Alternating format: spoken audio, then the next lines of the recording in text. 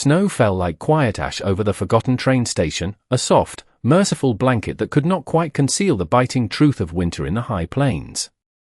The kind of cold that pressed loneliness deep into the bones and asked for nothing in return. It was Christmas Eve, a night meant for warmth and company, but the wind whistling through the warped awning of the platform spoke only of isolation. Arthur Morgan, a man of 30 years with solitude etched into the lines around his eyes, reined his steady mare, Bess, under the meager shelter. His breath fogged the air, a fleeting ghost in the twilight, as if his own lungs were uncertain they belonged anywhere anymore. He had ridden into the small town of Redemption for supplies and the familiar comfort of silence, a commodity more precious than gold in his solitary life on the ranch. Instead, he found a girl. She was asleep on a hard wooden bench, snow gathering like delicate blossoms in her dark, silken hair, as though the night itself had tried to claim her. She was small, almost swallowed by the vastness of the cold, wrapped in a tattered grey cheongsam, the fabric worn thin by too many departures and too few arrivals. The high collar and simple cut of the dress were a stark, foreign elegance against the rough-hewn timber of the station. Something in him paused, a stillness that went beyond mere surprise, as if a memory he didn't know he possessed had reached out and caught his sleeve. Who left a soul alone on a night like this? In a place like this? And what kind of profound fear taught a person to sleep so still, as if hoping to be mistaken for a shadow? He wondered as the snow kept falling, each flake a tiny, silent testament to the world's indifference. He did not wake her at first. To do so felt like trespassing on whatever fragile peace she had managed to find in the heart of the storm. Her face, pale and serene in the deepening gloom, was marked by a weariness that seemed far older than her years. Her hands were tucked into her sleeves for warmth, her body curled into the smallest possible space. With a quiet sigh that mingled with the winter air, Arthur slipped off his heavy wool coat. It was a gesture of pure instinct, the same one he used for an injured foal or a newborn calf.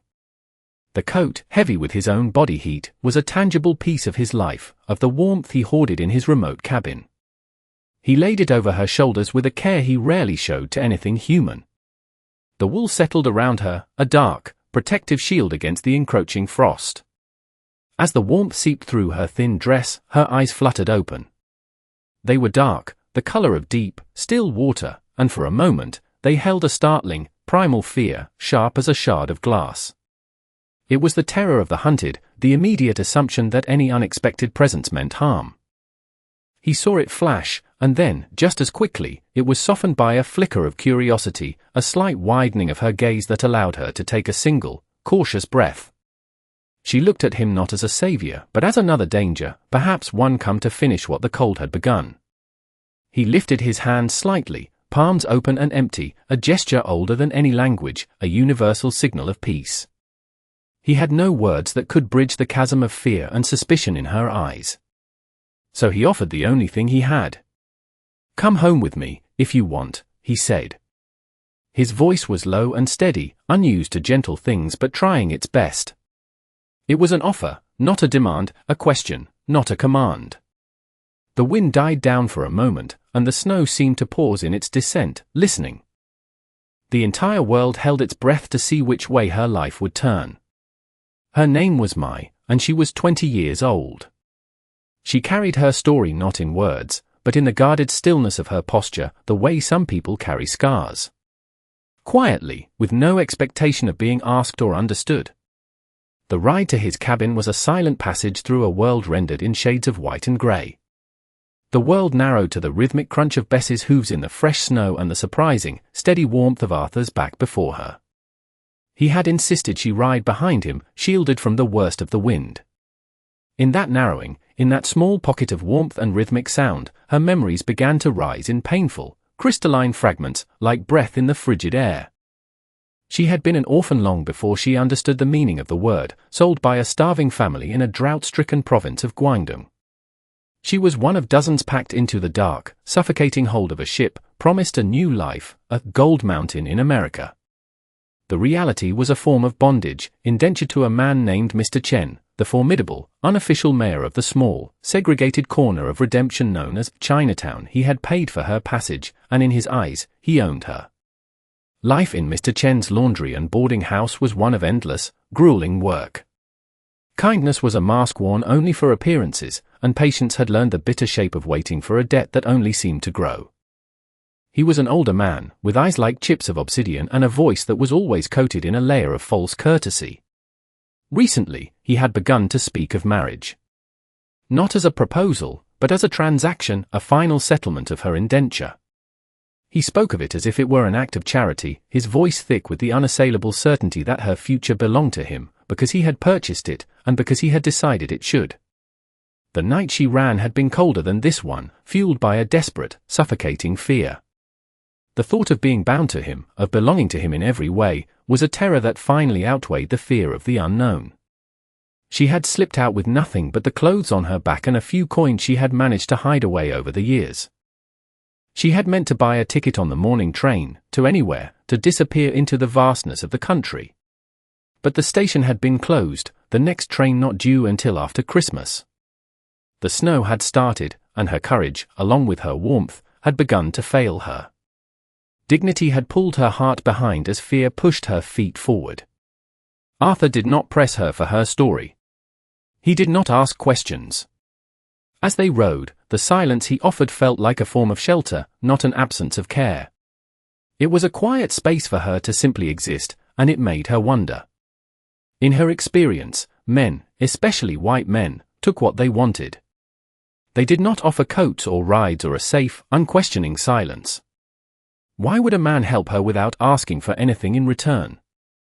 The question was a small, cautious flame flickering in the frozen landscape of her distrust. His cabin waited at the edge of the trees, half buried in snow, a sentinel against the encroaching wilderness. Smoke curled from the stone chimney, a thin, grey ribbon against the bruised twilight sky. It was a promise, a declaration that someone, somewhere, still believed in the power of warmth. Inside, the world was transformed. Firelight breathed a golden life against the rough-hewn pine walls, dancing over the simple, sturdy furniture. Frost traced delicate, feathery veins along the window panes, as if the cold itself were trying to remember what beauty looked like. The cabin smelled of pine smoke, coffee, and drying wool. It was the scent of a life lived alone, but it was not the scent of loneliness. It was the smell of self-sufficiency, of peace. Arthur gave her space in the ways that mattered most.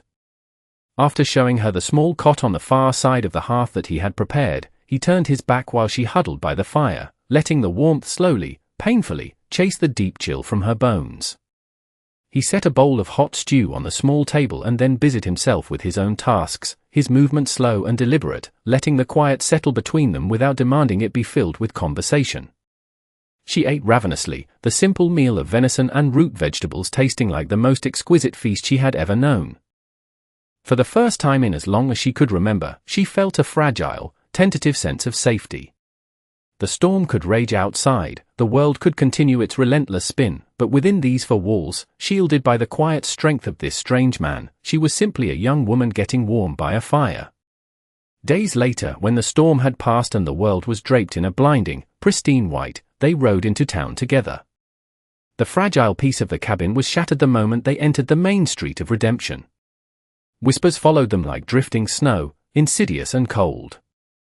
Men who had previously nodded to Arthur in greeting now looked away, their gazes hardening with suspicion. Women, clutching their shawls tighter, lowered their voices as my passed, their eyes filled with a mixture of curiosity and disdain. Her very existence beside him was a question they did not want asked aloud. Sheriff Thomas Hale met them outside the general store. He was a man who wore his authority like a well-oiled holster, his politeness a thin veneer over a core of rigid, unyielding prejudice. He addressed Arthur, but his eyes kept flicking to Mai, assessing her as one might assess a stray animal. "Arthur," the sheriff began, his tone deceptively casual. "Town's a bit on edge. Christmas and all. Not used to new faces." "She needed help, Sheriff," Arthur replied, his voice flat, offering no further explanation. "Help is one thing," Hale said, lowering his voice. "But you know how people are. They value peace and order. Some things, well, they're better kept separate. For everyone's sake." The implication was as clear as the winter air. Mai heard her humanity reduced to an inconvenience, a disruption to their peace and order. She felt the familiar, cold weight of being seen not as a person, but as a problem. She drew into herself, her gaze falling to the snow-covered ground, wishing she could disappear. Yet, it was in the small, unspoken moments back at the cabin that something new and delicate began to grow between them. It was in the way Arthur, noticing the worn, thin soles of her cloth slippers, sat by the fire one evening and meticulously repaired them with a piece of soft leather, his large, calloused hands surprisingly gentle. It was in the way Mai, seeing his hands chapped and raw from the cold, pressed a warm, damp cloth to them, her touch hesitant but firm. They were learning each other's rhythms without needing to name what they were becoming. He would leave a cup of hot tea for her by the fire in the morning, and she would take his wet clothes and hang them to dry without being asked. It was a language of quiet gestures, of mutual care that slowly, cautiously, began to build a bridge across the chasm of their different worlds. One evening, as she sat humming a soft, sad melody from her homeland, Arthur paused in his work of mending a leather bridle. He didn't speak, but simply listened, his expression unreadable in the flickering firelight. When she finished, a profound silence filled the room, thicker and warmer than before. "That was beautiful," he said, his voice rough. A faint blush colored her cheeks. "It is a song about a river that flows to the sea," she explained softly. "About finding your way home." He nodded, his eyes holding hers for a long moment. "You're safe here, Mai," he said, the words a simple, solid promise. And in that moment, she believed him. Their fragile peace was shattered one night by the sound of a horse outside, its heavy hooves breaking the pristine stillness of the snow-covered land. Fear, cold and immediate, crept back into the cabin on careful hooves. Arthur rose slowly, his hand resting instinctively on the handle of the axe leaning by the door. Mai's heart hammered against her ribs, a frantic bird trapped in a cage. The knock on the door was sharp and imperious. Arthur opened it a crack, his body blocking the view. Standing on the porch, his face a mask of cold fury in the moonlight, was Mr. Chen. He was flanked by two rough-looking men Arthur recognized as hired muscle from the saloon. "I have come for my property," Chen said, his voice slicing through the cold air. He did not look at Arthur, his dark eyes were fixed on Mai, who stood frozen by the hearth. "She's not property," Arthur said, his voice dangerously low. "She's a guest in my home." Chen let out a short, humorless laugh. "She is my ward. My responsibility. There are papers. An indenture. She owes me a debt." He spoke of rights and promises, of papers and power, his words twisting her life into a simple matter of accounting. "The debt is paid," Arthur stated, his stance unyielding. "Is it?" Chen's gaze was venomous. He took a step forward, but Arthur didn't budge. "This is not your concern, rancher. This is a matter for our own community. Give her to me now, and there will be no trouble." "Get off my land," Arthur said, the words a final, unshakable command. When Chen's men lunged forward, Arthur moved with a speed that was both shocking and efficient. The fight was brutal and blessedly brief, more a matter of grim necessity than anger.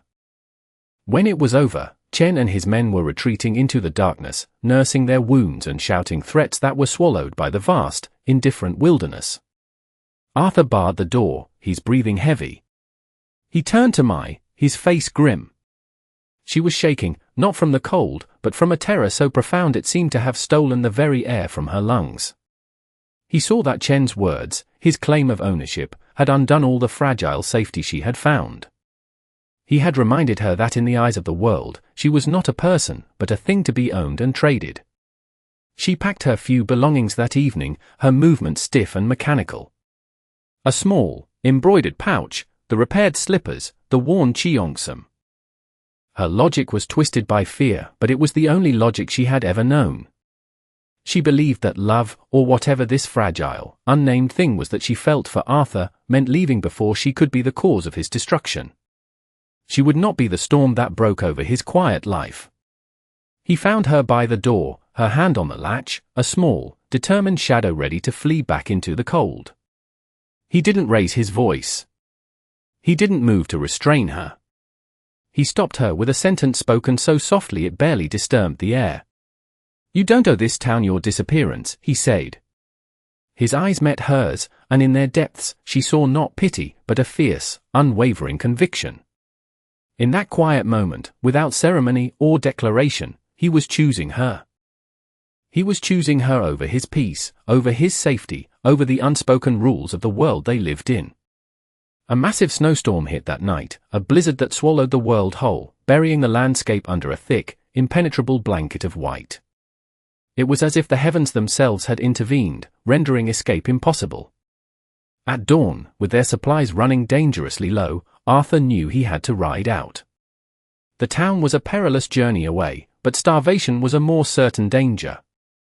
He left her alone with a roaring fire, a loaded rifle, and a heart filled with equal measures of hope and dread. The cabin still held the lingering scent of his coffee and his warmth when Silas Crowder arrived. His presence was heavy and inevitable, like a storm you recognize far too late. He did not knock. The door swung open, and he stood there, a large, imposing figure silhouetted against the swirling snow.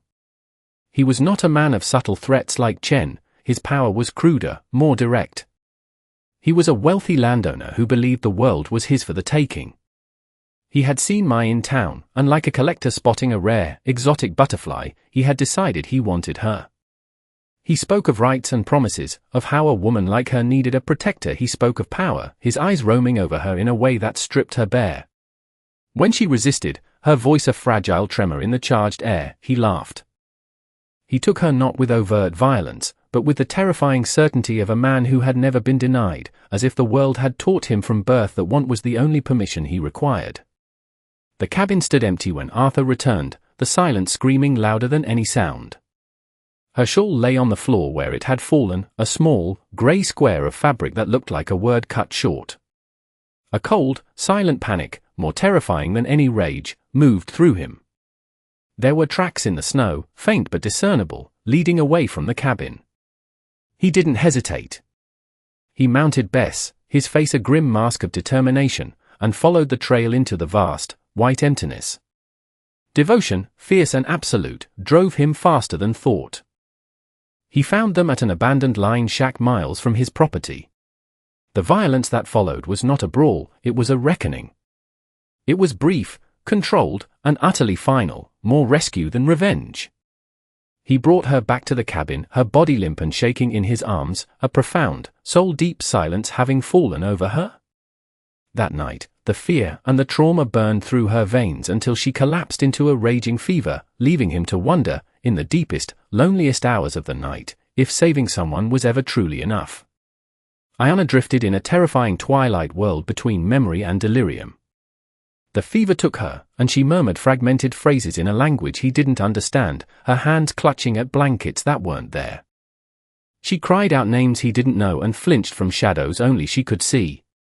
Arthur stayed awake through it all, a steadfast sentinel against the encroaching darkness. He refused sleep as if his vigilance alone could be an anchor to keep her tethered to this world. He bathed her forehead with cool water, the simple act a desperate prayer. He pressed his forehead gently to hers, trying to will his own strength into her. And in the oppressive silence of the sickroom, broken only by her fevered whispers and the howling of the wind, he spoke to her.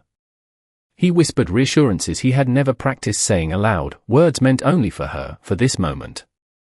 "You're safe now," he murmured over and over, his voice a low, rough anchor in the storm of her illness. "I'm here. I won't let anyone hurt you again." In the darkest hour before dawn, when her breathing was shallow and her skin was alight with a terrifying heat, he thought he was losing her. Overwhelmed by a feeling he couldn't name but couldn't bear to lose, he leaned down and kissed her. It was a soft, reverent touch on her fever-parched lips, a gesture of profound comfort rather than a claim. It was a promise whispered in the language of pure, unadorned tenderness. And outside, the snow fell without pause, a silent, white witness to a love that neither of them had yet found the words to name. By dawn, the fever broke. Her breathing evened out, and a profound stillness settled over her. As he watched the first, pale light of morning touch her sleeping face, something in him settled into a deep, unshakable certainty. The future remained unwritten, a blank, white page like the landscape outside, but he knew, with a conviction that resonated in his very soul, that he would not face it alone.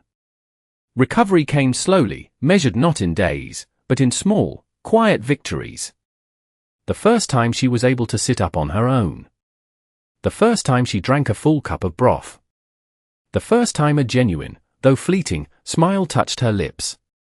It was a journey they took together, marked by shared glances that held more meaning than entire conversations. When they were finally able to speak of it honestly, the words were hesitant and fractured, but the act of speaking felt like stepping onto solid ground after a long and treacherous crossing. It was in that fragile, honest space that Arthur asked her to be his wife. It was not an offer of rescue, not a transaction born of pity or duty. He offered it as a partnership, a joining of two solitary souls who had found an unlikely home in each other. His hands were open when he asked, just as they had been at the train station, offering a choice, not an obligation. Iona accepted with tears that streamed down her face, tears that carried the weight of her past but were, for the first time, tears of agency, not of gratitude or fear. They were the tears of a woman who was choosing her own future. Sheriff Hale confronted them one last time on the steps of the town's small courthouse, his face a mixture of disbelief and grudging respect. He was a man torn between the rigid letter of the law and the undeniable pull of his own conscience. The town, too, divided itself along lines of prejudice and principle that had always existed but had never been so starkly tested.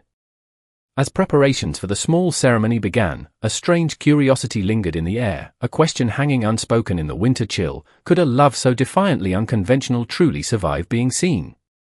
The ceremony was small and reverent, held not in a church, but beneath a vast, pale sky that felt as though the world itself had gone quiet to listen. Snow drifted down in slow, deliberate spirals, settling on shoulders and eyelashes like a benediction rather than a burden. For the first time all winter, the snow did not feel cruel. It felt chosen. Iona stood beside Arthur, her hand in his. Her fingers trembled, not from the cold, but from the sheer enormity of being seen, of being chosen, and of choosing to stay.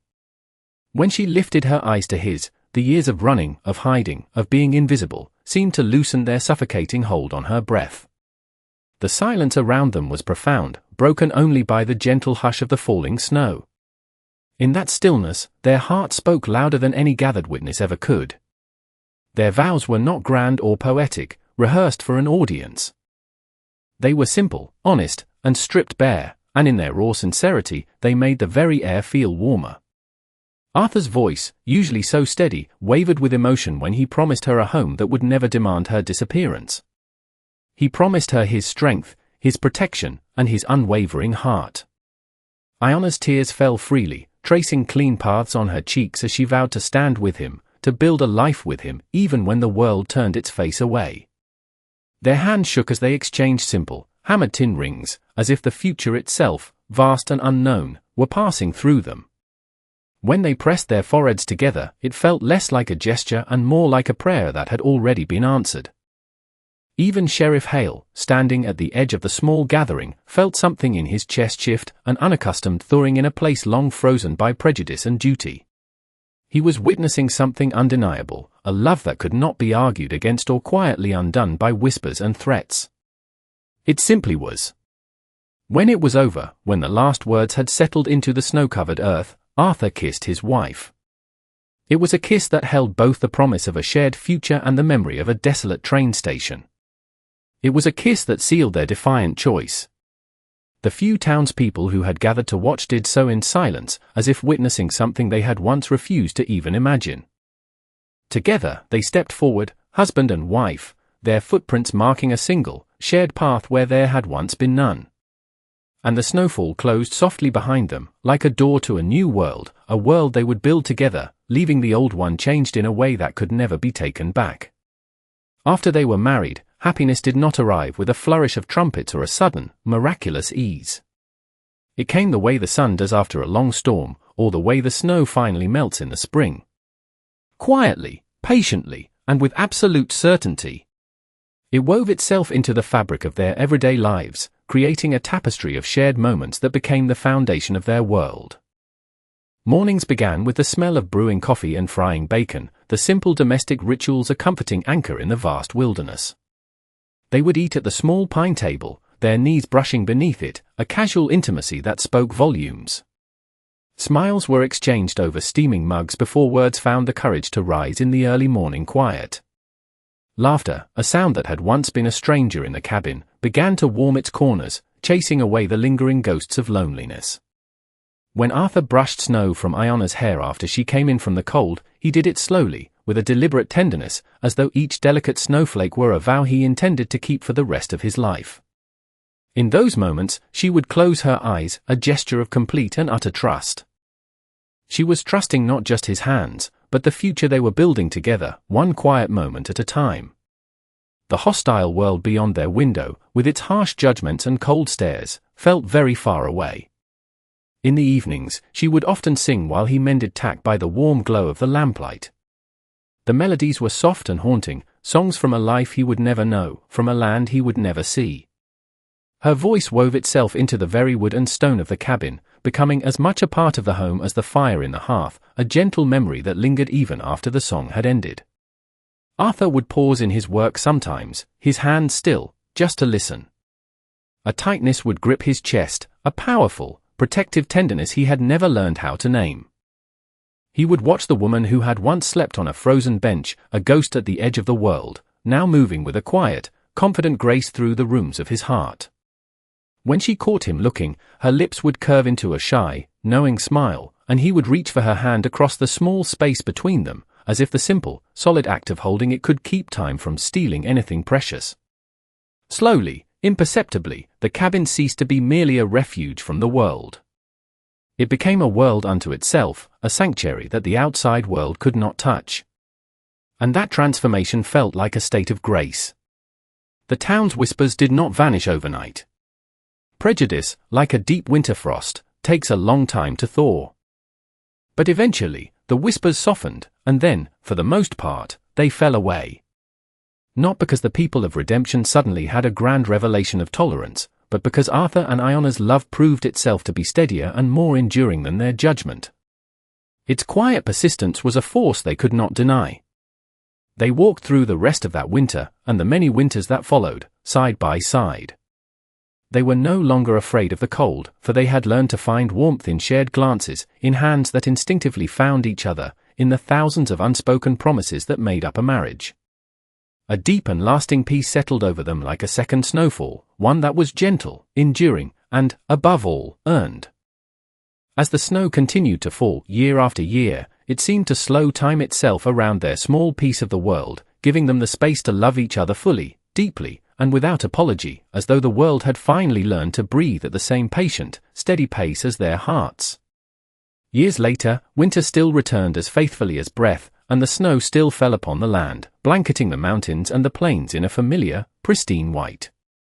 But it no longer felt like something to be survived.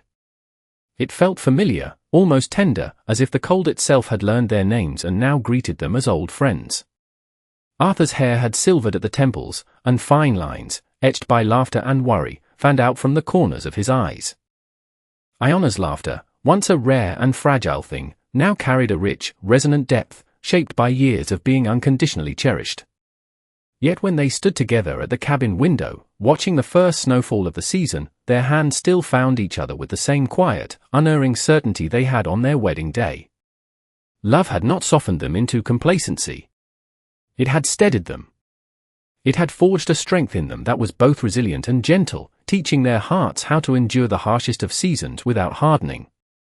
That profound truth lived in every shared glance across the dinner table, in every unspoken understanding that passed between them in the comfortable silence of their evenings. Their life together was a mosaic made of small, luminous acts of devotion. It was in the way Arthur still rose before dawn every winter morning to build the fire in the stove, so that the creeping cold would never touch her first. It was in the way Iona would rest her head against his shoulder as they sat by the fire, a simple, trusting gesture that communicated a world of safety and belonging. It was the safest place the world had ever offered her, and it always would be. They did not speak often of the past, of the train station or of the men who had tried to claim her. They did not need to. That past lived gently in their profound care for one another, its sharp edges worn smooth by time and tenderness. The wounds had been transformed into a quiet wisdom, a deep understanding of the fragility and preciousness of the life they had built. What they had now required no witnesses, no town approval, no sheriff's reluctant acceptance. It required only time, and even time, that relentless thief, seemed to move more slowly around them, reluctant to disturb a love so patiently and bravely earned. If you were to listen closely, the old soul telling this story might lean toward you here, their voice lowered not in secrecy, but in reverence.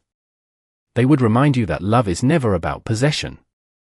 It is, and always has been, about shelter offered freely.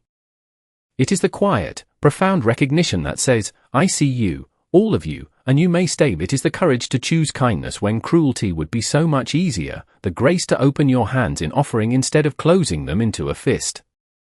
And it is the unwavering faith to offer your own coat to a stranger in the cold, trusting that sometimes, the truest, most enduring love begins exactly there, unfolding quietly and unexpectedly in the snow, where only the heart can truly hear.